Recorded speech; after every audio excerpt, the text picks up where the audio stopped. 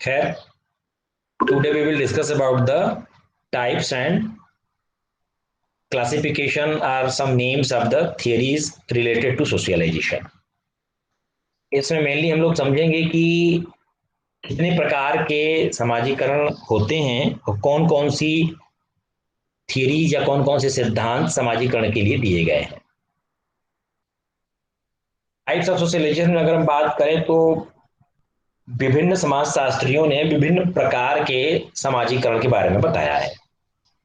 कुछ लोग कहते हैं पॉजिटिव सोशलाइजेशन या धनात्मक समाजीकरण, निगेटिव सोशलाइजेशन या नकारात्मक समाजीकरण, डीसोशियलाइजेशन या विसमाजीकरण, रीसोशियलाइजेशन या पुनर्समाजीकरण, एंटीसिपेटरी सोशलाइजेशन या पूर्वाभ्यासी समाजीकरण, ऑर्गेनाइजेशनल सोशलाइजेशन या आप कह सकते हैं संगठनात्मक समाजीकरण, एंड फोर्स सोशलाइजेशन या दबाव समाजीकरण।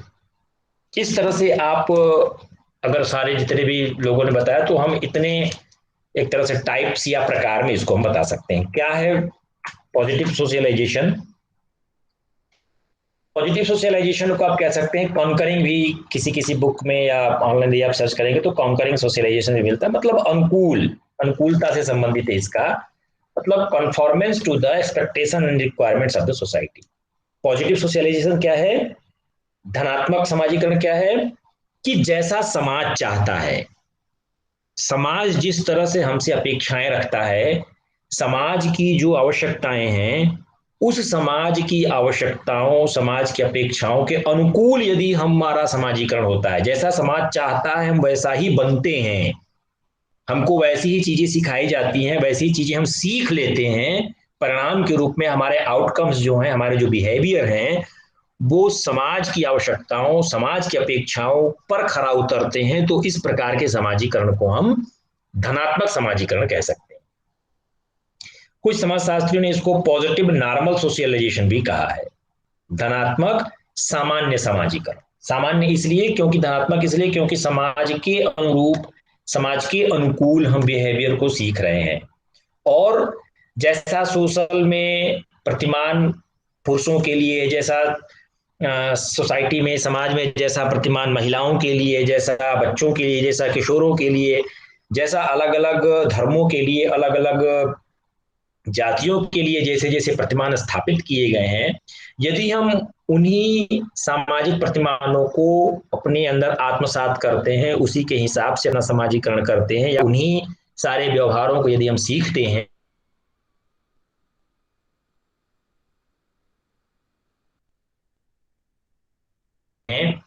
तो वह धनात्मक समाजीकरण या अनुकूल समाजीकरण कहलाता है।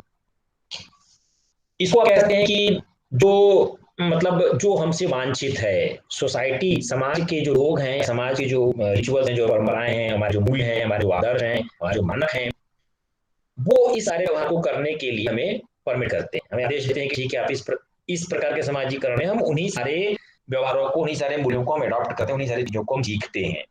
तो ये जो इस दिशा में जो होने वाला समाजीकरण है उसको हम धनात्मक समाजीकरण कहते हैं, या पॉजिटिव सोशलाइजेशन कहते हैं, या कॉन्करेंट सोशलाइजेशन जिसका नाम।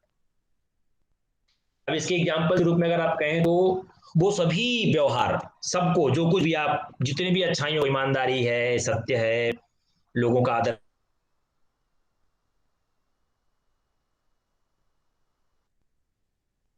करना है, बड़ों का सम्मान करना है, छोटों को प्यार देना है, जो समाज हमसे अपेक्षा थी, वो सब सारे एग्जाम्पल आप कह सकते हैं, सभी जिसको समाज स्वीकारता प्रदान कर रहा है, जिसको समाज कह रहा है कि हाँ ये आप कर सकते हैं, वो सारे आप पॉजिटिव सोशलाइजेशन के अंतर्गत कर सकते हैं। दूसरा है निगेटिव सोशलाइजेशन, जिसे आप नकारात्मक समाजीकरण कहते हैं, इसको हम डिसकॉन्कॉर्डेंट भी कहते हैं। यह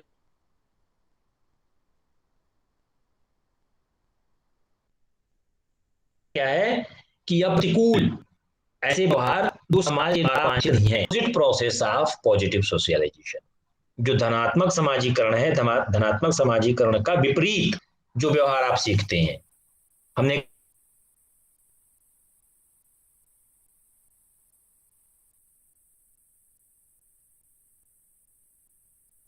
सर आपकी वॉइस नहीं आ रही है।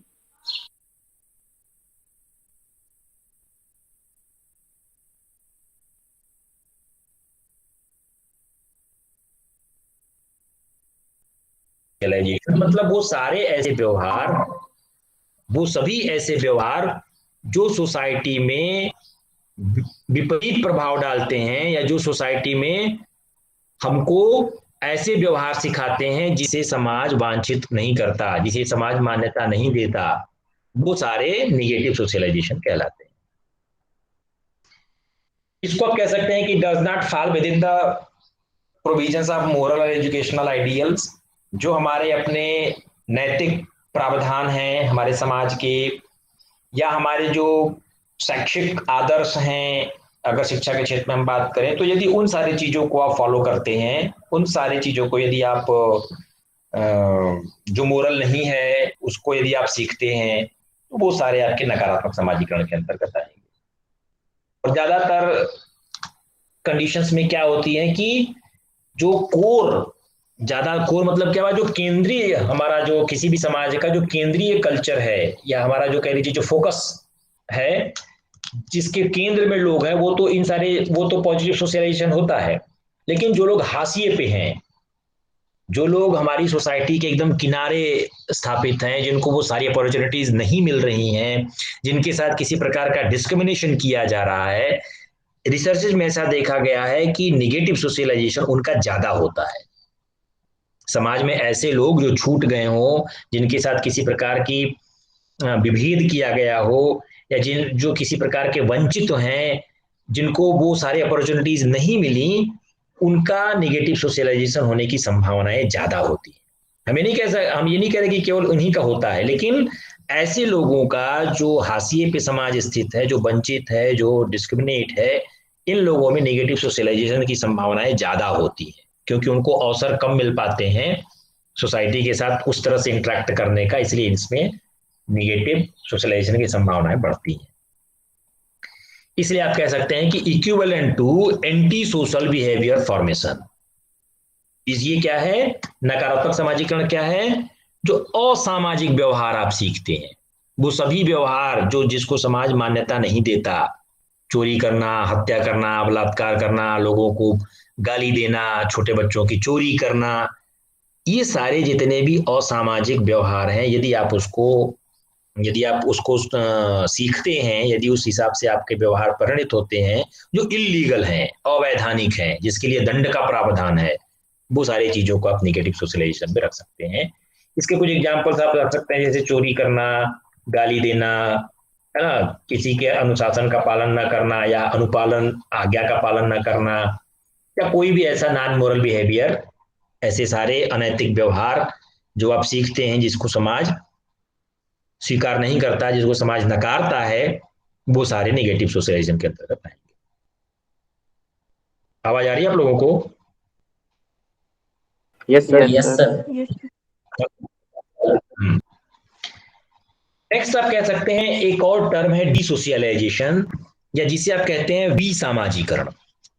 अर्थात विसामाजीकरण को आप कह सकते हैं कि पहले से कोई व्यवहार यदि आप सीखे हो, मान लीजिए किसी अन्य जगह पे आप कहीं थे, आपने पहले से कोई व्यवहार सीखा है, उसको भुला दीजिए, उसको भुला देना, अर्थात व्यक्ति का पहले से जो सामाजिकरण हुआ है उसे समाप्त कर देना। व्यक्ति को उसके पहले जो सामाजिकरण की जो बातें हुई थी उसको बताया जाए कि तुमने ये गलत सीखा, इसमें ये त्रुटियां थी, ये गलतियां थी, उसको इंडिकेट किया जाए, और फिर उसको कहा जाए कि ये तो अच्छी बात नहीं है, इसको आप भुला दीजिए, इसको छोड़ दीजिए। तो वो सारी चीजों को आप इसके अंतर्गत ला सकते हैं। जैसे कोई चोरी कर रहा हो और आपने कहा कि चोरी करना बुरी बात है, या आपने किसी की हत्या कर दी और उसको फिर सिखाया जाए कि भाई हत्या करना तो अच्छी बात नहीं है, वो उस बात को गिल्टी फील करे। जैसे आप अशोक की बात जानते हैं, कलिंग के युद्ध के बारे में आप जानते हैं।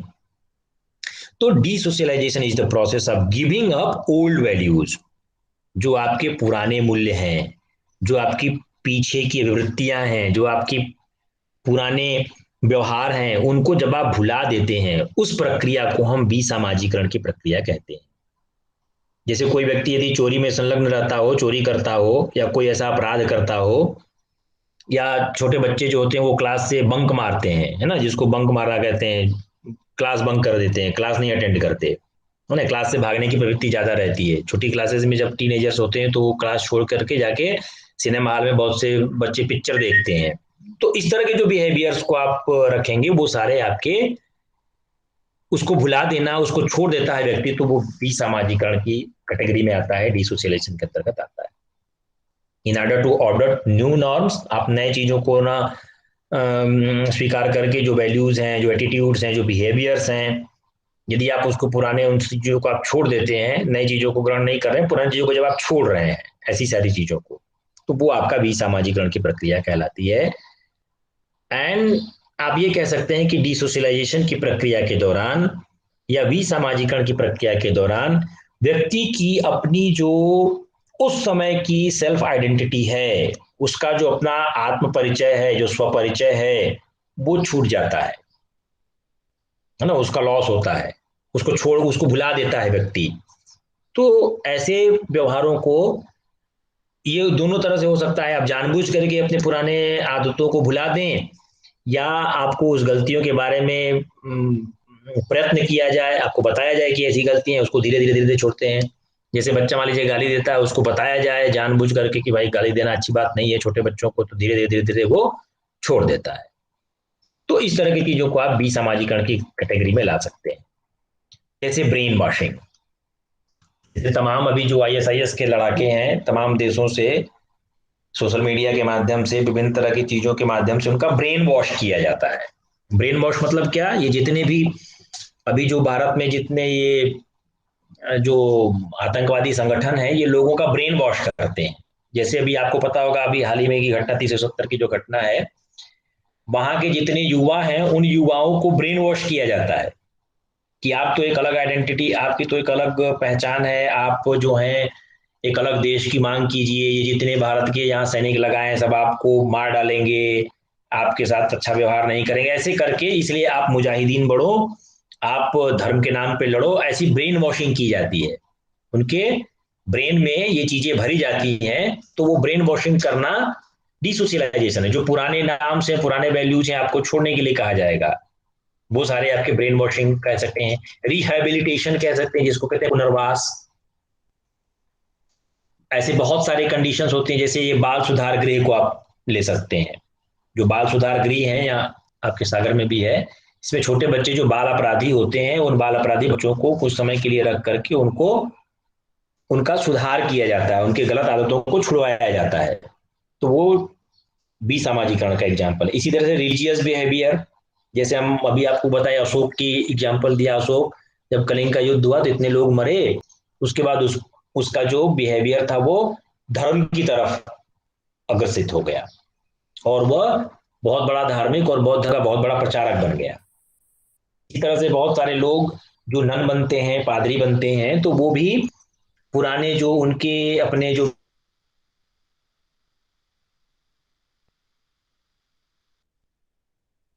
है सामाजिक व्यवहार, उनको छोड़ करके वो नए व्यवहार को एक्सेप्ट करते हैं। किसी मंदिर कोई पुजारी बन जाए, जैसे हमारे गांव के एक थे, जब हम स्टडी करते थे तो हम उनको छोटे पे पहचानते थे, लेकिन वो घर छोड़ के चले गए थे, कुछ इस तरह की आपराधिक प्रवृत्ति में थे, यहाँ करके एक हनुमान के मंदिर पे वो पूजा पाठ करते थे। तो ये उन्होंने पीछे की सारी चीजों को भुला करके, और उनका काफी प्रतिष्ठा भी हो गया था उस मंदिर पर। तो ये सारी चीजें आप भी समाज में कर सकते हैं। या फॉलोवर्स ऑफ कम्युनिज्म, चीन में भी इसका बहुत प्रयोग किया जाता है। लोगों को कम्युनिज्म, कम्युनिस्ट बनाने के लिए उनको कम्युनिज्म की चीजें उनके अंदर भरी जाती हैं, है ना। तो ये एक डिसोशलाइजेशन की प्रक्रिया है। पुराने चीजें जो हैं, या पुराने वैल्यूज हैं, पुराने जो आपकी आदत है, पुराने व्यवहार, उसको छुड़वाना। हालांकि बहुत धीरे धीरे की प्रक्रिया होती है। नेक्स्ट है रीसोशियलाइजेशन, जिसे आप पुनर्समाजीकरण कह सकते हैं। यहां पर आप ये कह सकते हैं कि resocialisation involves the adoption of a new identity of social role. Desocialisation है कि loss of your self identity, आप अपने स्वयं की पहचान को भुलाते हैं पुराने समय की। लेकिन जब आप भुला करके, और रीसोशियलाइजेशन तभी शुरू होगा जब डिसोशियलाइजेशन होगा, मतलब दोनों एक दूसरे के इंटरडिपेंडेंट है। तो जब नई आइडेंटिटी आप एक्सेप्ट एडॉप्ट करते, कोई नई पहचान आपको मिलती है, तो वो नई पहचान आपकी न्यू आइडेंटिटी के रूप में रीसोशियलाइजेशन की प्रक्रिया के दौरान आप नए सामाजिक भूमिकाओं में आते हैं। Resocialisation is a process of adopting new values. जब आप नए मूल्यों को स्वीकार करते हैं, नए अभिवृत्तियों को, नए व्यवहार को आप स्वीकार करते हैं, तो वो आपका रीसोशियलाइजेशन कहलाता है। इसलिए आप कह सकते हैं कि डिसोशलाइजेशन मतलब पुराने मूल्यों को छोड़ना और रीसोशलाइजेशन मतलब नए मूल्यों को एक्सेप्ट करना। तो दोनों ही आपस में इंटर रिलेटेड है। जब डिसोशलाइजेशन होगा तभी रीसोशलाइजेशन शुरू होगा। ठीक है, इसलिए दोनों को आप अंतर संबंधित मान सकते हैं। Therefore, resocialization can only happen when desocialization has taken place. Desocialization तभी होगा जब, मतलब पुनर्सामाजिकरण तभी होगा जब आपका विसामाजिकरण हो चुका होगा। जब आप पुराने मूल्य छोड़ेंगे तभी नए मूल्यों को आप स्वीकार करेंगे, एक्सेप्ट करेंगे। इसके बाद एक टर्म आता है एंटीसिपेटरी सोशलाइजेशन, जिसको आप पूर्वाभ्यासी समाजीकरण कहते हैं। इसमें आप दो चीजें रख सकते हैं। जैसे एक है self directed socialisation to prepare for, आप अपने को इस दिशा में संलग्न करते हैं ताकि आप नए रोल को, आने वाले है ना, जो भविष्य में आने वाले हैं। पूर्वाभ्यासी मतलब पहले से आपको उसका अभ्यास कराया जाता है कि आपको इस रोल को अपनाना है।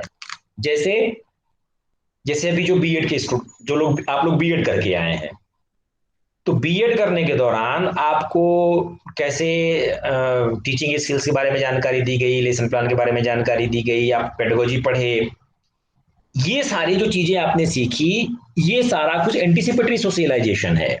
आपको टीचर की भूमिका में बनाना, आपको टीचर बनाना है, आपको नया रोल असाइन करना है, आपको आने वाले समय में एक शिक्षक की भूमिका का निर्वहन करना है। इस चीज के लिए जो सोशलाइजेशन होता है वो पूर्वाभ्यासी समाजीकरण या एंटीसिपेटरी सोशलाइजेशन कहलाता है। जैसे जो एमबीबीएस के स्टूडेंट्स होते हैं वो होम जॉब करते हैं, हाउस जॉब करते हैं, है ना, उनका 6 महीने का विभिन्न हॉस्पिटल्स के साथ जाकर के वो उसकी सीखते हैं तमाम तरह की चीजों को। तो वो आगे भविष्य में उनको डॉक्टर बनाने के लिए, ऐसे टीचर बनाने के लिए, इंजीनियर बनाने के लिए, जो भी है, तो नए रोल को भी आपको प्रिपेयर करता है। नई पोजीशन में जाने के लिए आपको वो कर सकता है। जैसे एक हो गया प्री सर्विस ट्रेनिंग और एक हो गया इन सर्विस ट्रेनिंग। जैसे असिस्टेंट प्रोफेसर के लिए जरूरी है कि आपका प्रमोशन तभी होगा एसोसिएट के लिए जब आप रिफ्रेशर कोर्स, ओरिएंटेशन कोर्स कर लिए होंगे। तो आपको एसोसिएट बनने के दौरान आपका एक सोशलाइजेशन होगा, आपको रिफ्रेशर ओरिएंटेशन करने होंगे। या मान लीजिए कोई इन सर्विस में प्राथमिक विद्यालय में है तो उनके समय समय पे इन सर्विस टीचिंग होती रहती है, जो डायट्स होते हैं, तो वो नए पोजीशन में जाने के लिए, उनके प्रमोशन के लिए सारी चीजों को उनको तैयार किया जाता है। तो ये तैयार किया जाना न्यू पोजीशन के लिए भी एंटीसिपेटरी है।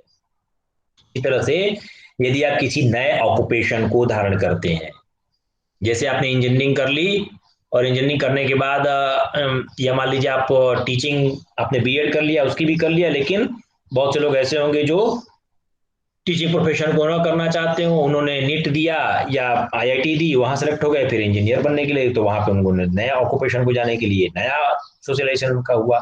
तो नए सोशलाइजेशन कह सकते हैं कि सेल्फ डायरेक्टेड सोशलाइजेशन, आप अपने को उस दिशा में प्रिपेयर करते हैं ताकि आप नए रोल को, नए पोजीशन को, नए ऑक्यूपेशन में अपने को एडजस्ट कर सके। ये है एंटीसिपेटरी सोशलाइजेशन। इसमें जो गाइडेंस आपको पीपुल से, guidance from people serve in the new role, आपको इसके लिए निर्देशन मिलता है कि नई भूमिकाओं में कैसे आप अपनी सेवा देंगे। दूसरे किसी को देख करके करंट जो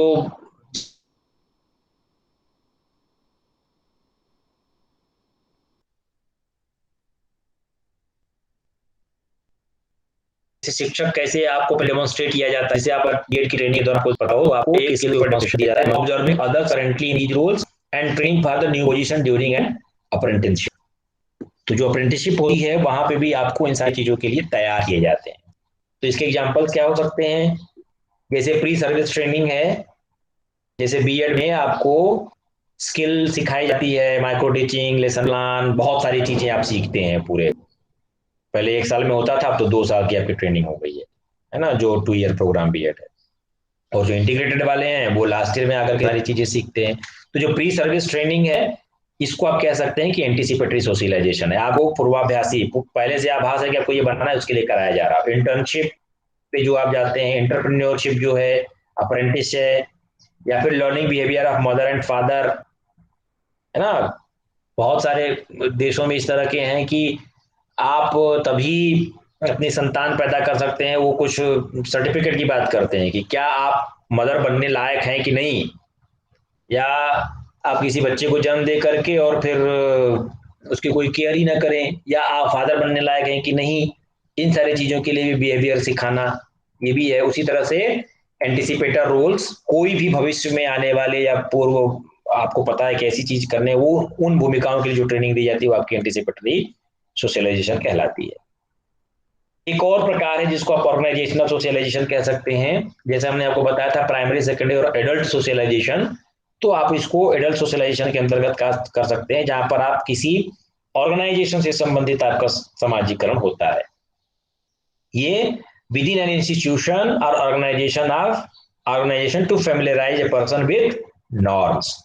आप किसी संगठन में कार्य करते हैं, किसी संस्था में आप काम करते हैं, तो आपको उसके मानकों से परिचित कराना, ये भी एक समाजीकरण है। आपको उस संस्था के, उस संगठन के मूल्यों के बारे में बताना या उसके अभ्यासों के बारे में बताना, सीखना, परिचित कराना, सिखाना, ये सारे ऑर्गेनाइजेशनल सोशलाइजेशन के अंतर्गत आ सकते हैं। जैसे कोई न्यू एम्प्लॉय होता है तो वो अपने वर्क प्लेस पे बहुत सारी चीजें सीखता है। क्या सीखता है? How to collaborate. अगर आप किसी नए जगह पे जाएंगे काम करने के लिए, तो आप अपने अन्य लोगों के साथ कैसे कोऑपरेट करेंगे, ये चीज सीखना, ये ऑर्गेनाइजेशनल है। मीट मैनेजमेंट गोल्स, जिस संगठन में आप काम कर रहे हैं उसके उद्देश्य क्या है, उसके साथ साथ आप कैसे उन उद्देश्यों को प्राप्त करने में कैसे अपनी भूमिकाओं का निर्वहन करेंगे, ये सारी चीजें सीखना। And take breaks in a manner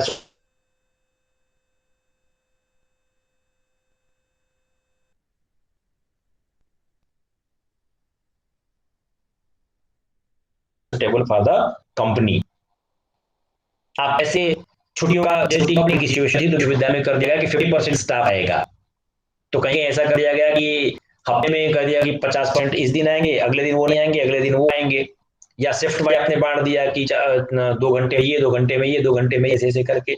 तो ये आपको नए सिचुएशन में ऑर्गेनाइजेशन के हिसाब से जो आपका समाजीकरण होता है, उसके नाम्स को, उसके वैल्यूज को, उसके अभ्यासों को सीखना, कैसे लोगों के साथ कोऑपरेट करेंगे, उनके उद्देश्यों को कैसे पूर्ण करेंगे, ये सारी चीजें आपके ऑर्गेनाइजेशनल सोशलाइजेशन में आपको सिखाई जाती है। एक है फोर्स सोशलाइजेशन, जिसे आप दबाव रूप में या बलपूर्वक जो समाजीकरण कराया जा रहा है ना। Force socialisation for rehabilitation of a new identity, जब बहुत फोर्सफुली, है ना, मतलब आप अपने मन से नहीं करना चाहते। जैसे प्रिजन्स, जो जेल में कैदी होते हैं, उन कैदियों को तमाम तरह के कार्य कराने की जो आप बात करते हैं, है ना, फोर्सफुली उनसे कराने की बात करते हैं, उनके अंदर धीरे धीरे वो सोशलाइजेशन, समाजीकरण ऐसा होता है। मेंटल हॉस्पिटल्स जितने भी हैं जहाँ पे मेंटली रिटार्डेड व्यक्ति अगर वहां पे रह रहे हैं, है ना, तो उनके लिए भी फोर्सफुली, जैसे आप लोगों ने एक पिक्चर देखी होगी ब्लैक, देखा आप लोगों ने, रानी मुखर्जी और वो अमिताभ बच्चन की बहुत अच्छी कहानी है। तो बहुत सी चीजें वो उसको सिखाना चाहता है, कभी कभी झल्ला करके उसको फोर्सफुली जबरदस्ती भी कराने की कोशिश करता है। तो ये एक मेंटल हॉस्पिटल्स के बारे में होता है। इसी तरह से मिलिट्री यूनिट्स में बहुत सारी ऐसी हैं जहाँ पे फोर्सफुली आपको चीजें करनी पड़ती हैं, है ना, ऐसा रूटीन होता है कि आपको वैसी ही चीजें करनी होती है। और फिर बोर्डिंग स्कूल्स भी हैं, जहाँ बोर्डिंग स्कूल्स में रहने का, खाने का, सोने का, हर चीज का समय फिक्स है, अपने मन से बहुत सारी चीजें आप नहीं कर सकते, तो बोर्डिंग स्कूल्स में भी इस तरह की चीजें होती हैं। तो ये इसलिए होता है कि फोर्सफुली आप लोगों का रिसोशलाइजेशन करते हैं, अर्थात रिसोशलाइज इंडिविजुअल्स, जो लोग हैं उनको आप नए, मतलब ये जो सोशलाइजेशन है, ये है तो रिसोशलाइजेशन। मैं प्रिजन को, कैदी को सिखाना, मेंटल हॉस्पिटल में सारी चीजों को सिखाना, लेकिन यहाँ पर एक बल कार्य करता है ना। उसके हिसाब से इंडिविजुअल्स को नाम सिखाते हैं आप, उनके वैल्यूज को सिखाते हैं, उनके कस्टम्स और इंस्टीट्यूशंस के हिसाब से कार्य करना सिखाते हैं। तो ये फोर्स्ड सोशलाइजेशन के अंतर्गत आप रख सकते हैं। और कुछ फोर्स का मतलब आपका मन नहीं है, आपकी इच्छा के विपरीत भी आपको ये सारी चीजें करनी पड़ सकती हैं। ठीक है। इसके बाद कुछ थियरीज हैं जिसपे हमको आप लोगों से चर्चा करनी है। मेनली जो थियरीज कौन कौन सी हैं, एक है थ्योरीज ऑफ सोशलाइजेशन के अंतर्गत फ्रॉइड्स थ्योरी ऑफ सोशलाइजेशन, जिसमें आप लोग साइको एनालिटिकल थियरी, मनोविश्लेषण सिद्धांत आप लोगों ने पढ़ा होगा, है ना, साइकोलॉजी में पढ़ा होगा। तो अब इस पे चर्चा करते हैं, करना है नहीं करना है। एक थियरी है Mead's theory of socialisation. Mead की भी एक थियरी है, इन्होंने दी थी। उनका सोशलाइजेशन का थियरी क्या है? एक थियरी है कूली का समाजीकरण का सिद्धांत, और एक है दुर्खेम का समाजीकरण का सिद्धांत। तो ये चार सिद्धांत आपके ईडीयूसीसी 222 में है। इस पे हम लोग नेक्स्ट टर्म से चर्चा करेंगे। इस पे यदि आप लोगों की कोई अभी आज के प्रेजेंटेशन से संबंधित कोई अगर क्वेरी हो, कोई बात हो, तो हम लोग रख सकते हैं। क्रिटिसिज्म पे हम लोग थियरी पढ़ने के बाद चर्चा करेंगे।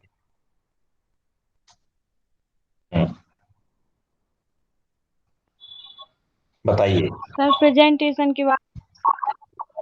Hello sir. हाँ बोलिए रहमान।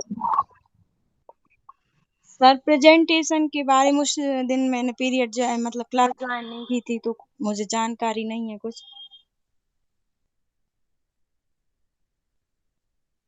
Hello sir. ठीक है, उसकी जानकारी, हाँ ठीक है, उसकी जानकारी दे देते हैं। आज के प्रेजेंटेशन से संबंधित आपके कोई प्रश्न हो, कोई क्वेरी हो, तो हम लोग 5-10 मिनट में चर्चा कर सकते हैं। उस पर चर्चा करिए, नहीं फिर सर, उसके जो बारे में बात करें। प्रेजेंटेशन से उसके लिए वो असाइनमेंट तैयार करना है, तो उसके लिए जो